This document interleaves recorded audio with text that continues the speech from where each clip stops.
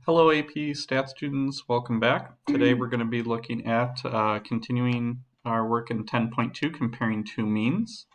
In 10.1 we did proportions, and we are looking at means. We're going to be looking at using t-procedures to compare two means today. And we are going to look at creating confidence intervals for the difference of two means. So the general form of a confidence interval, of course, looks like this: statistic plus or minus your critical value times the standard deviation of the statistic. The statistic is simple enough.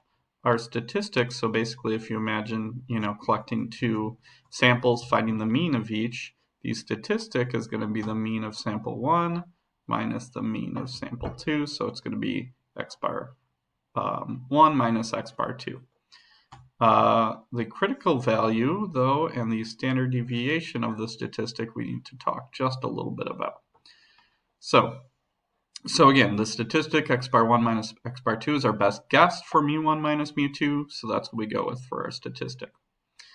To do the standard deviation, though, if the independent condition is met, the standard deviation of x bar 1 minus x bar 2 is this. We looked at that the other day, or yesterday rather. However, we don't know the population standard deviation usually. Almost all the time when we're actually collecting data, we don't know these two numbers here and here. So since we don't know those, we replace them with the standard deviation formula for the sample standard deviation. So basically we use the standard error, that is the standard deviation of our sample. So that's S1 and S2 there and there.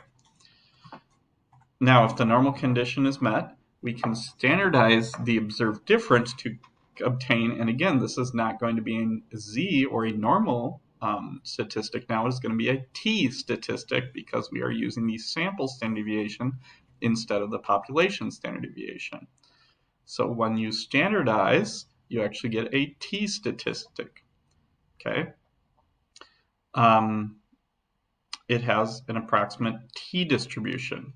Now the degrees of freedom are going to be different. It's not n minus 1 anymore because there are actually two different values for n. There's two different samples happening.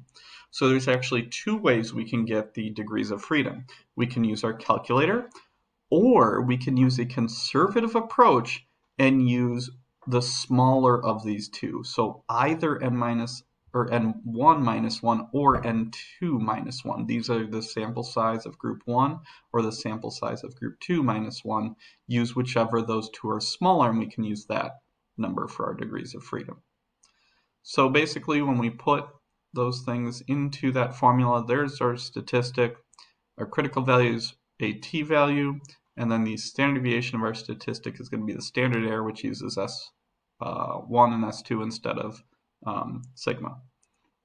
So when the random normal independent conditions are met, an approximate confidence level C is given by this formula. And this is a new inference method. It is called a two-sample t interval for the difference between means. And then there's, what the critical value is, and we either use technology or the smaller of these two for the degrees of freedom. And then our conditions. The random condition is, we're both groups random. Okay? Or we're both groups come from a random experiment, either simple random samples or a randomized experiment for both N1 and N2. Normal condition, both population distributions could be normal, or both group sizes are large, that is at least 30 for both groups. And then independent. Again, you can see that we have, this extra thing here that the groups have to be independent themselves. So they have to be independent groups, and then also the individual observations need to be independent. And then if we are sampling without replacement, we have to check the 10% condition for each one of the populations. All right, so let's take a look at this in action. So the Wade Tract Preserve in Georgia is an old-growth forest of longleaf pines that has survived in relatively undisturbed state for hundreds of years. One question of interest to foresters who study the area is how do the sizes of longleaf pine trees in the northern and southern halves of the forest compare? So to find out, researchers took random samples of 30 trees from each half. They measured the diameter at breast height, or DBH, in centimeters.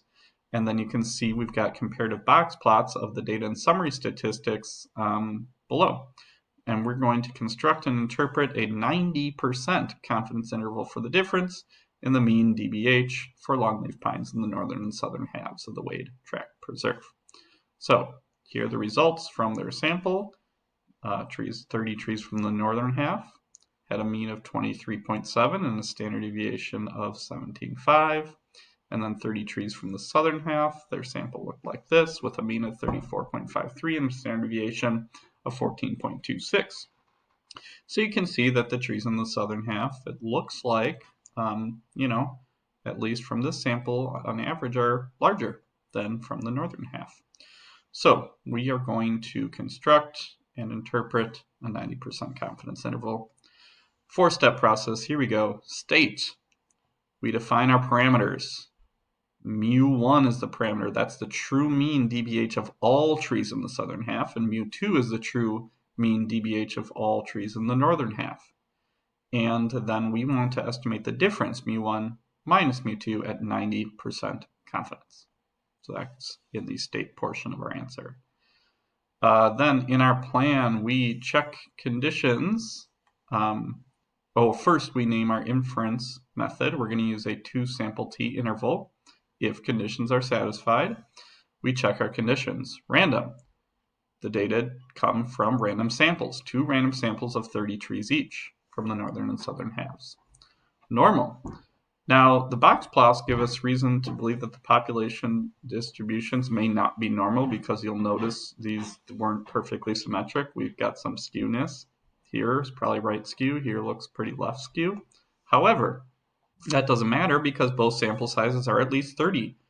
And because that both sample sizes are large enough, we are safe using t procedures. Independent.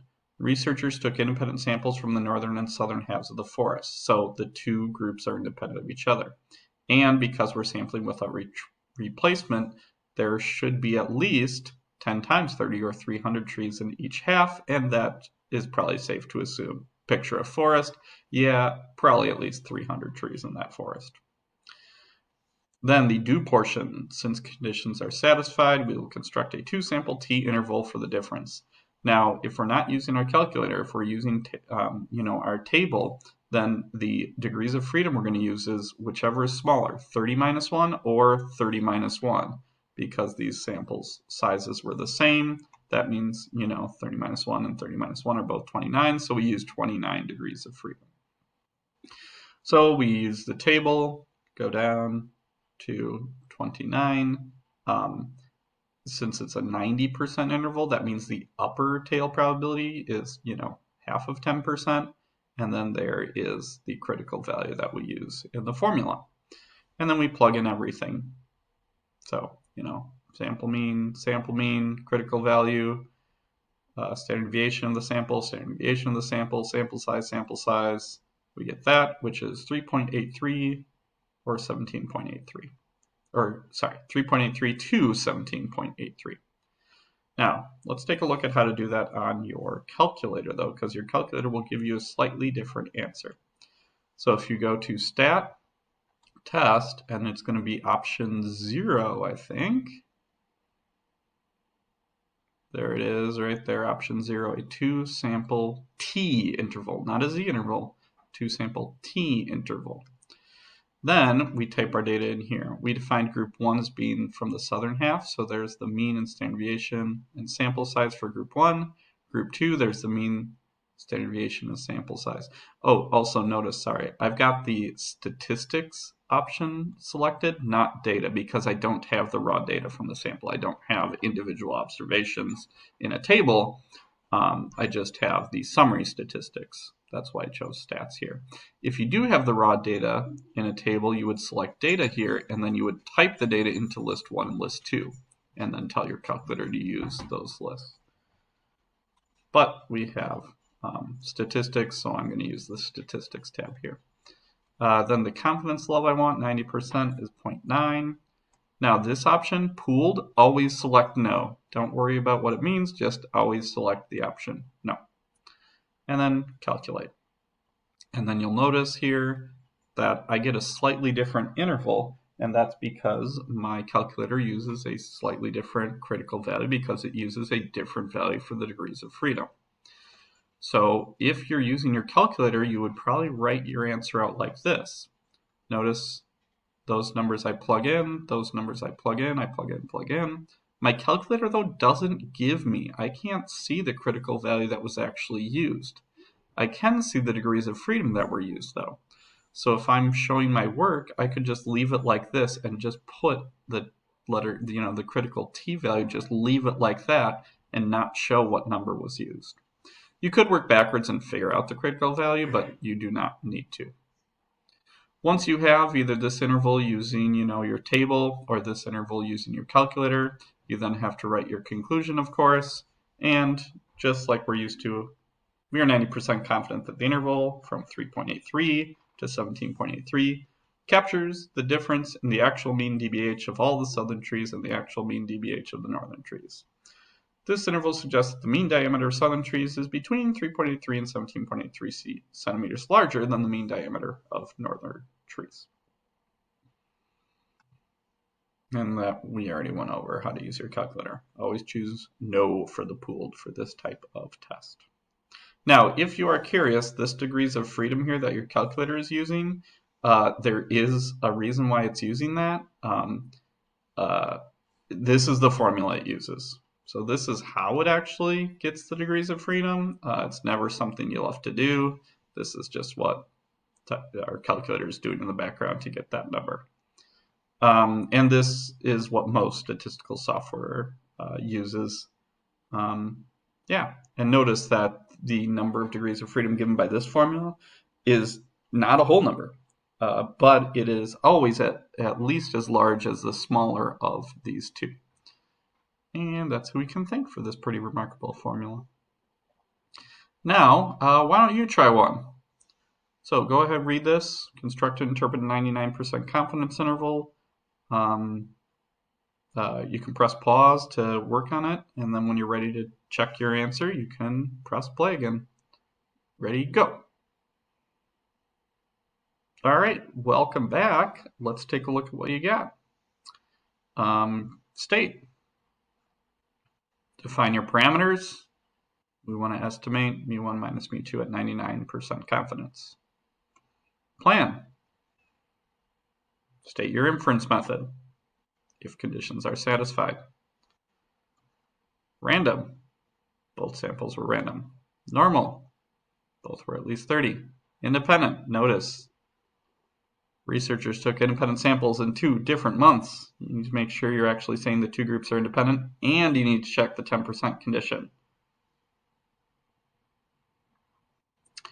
Then you could use basically either the table or you could use your calculator. Here's what it would look like for each. So here's using the degrees of freedom in our table.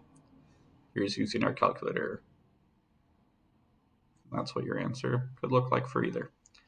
And then your conclusion. So look that over, compare it to what you did, and if you got any questions, send me an email.